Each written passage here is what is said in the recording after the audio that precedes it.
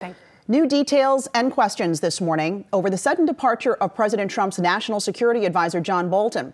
The Washington Post says the president decided to fire Bolton after a heated debate in the Oval Office. That, as others in the administration accuse Bolton of leaking details of White House discussions to the press and calling members of Congress to back his policy stances.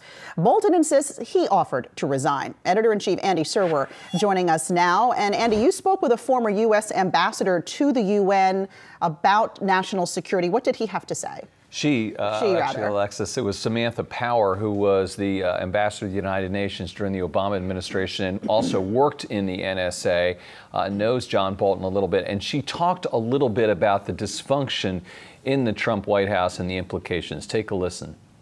Instability in the world is never aided by instability, at the center of the government that is the most powerful in the world. And this, with John Bolton's exit, Trump will be looking for his fourth national security advisor in under 3 years. The job is so important. I've seen it firsthand. When a crisis happens, this is the individual who brings together the intelligence community, the Defense Department, Treasury Department, your diplomats to try to defuse a crisis. It's the job it's the individual who talks to the president in principle when he wakes up in the morning and before he goes to sleep at night. It's meant to be an incredibly calming presence, and it hasn't been that in the case of John Bolton's tenure. But I think, we even see in the form in which this firing/resignation occurred a deeper problem, which is nobody knows what's true anymore. Nobody knows whether what the president said is accurate, inaccurate. So Trump said, I fired him. John Bolton said, no, actually, I resigned or tried to resign. And, when America's word is contested, when it's questioned, that's not good for our national security, irrespective of who the national security advisor is. And I think this credibility issue is important, you guys. And Samantha Power later went on to talk about, in terms of nation states and their relationship with the United States and them having all their eggs in one basket, that the relationship with the United States was the single most important relationship.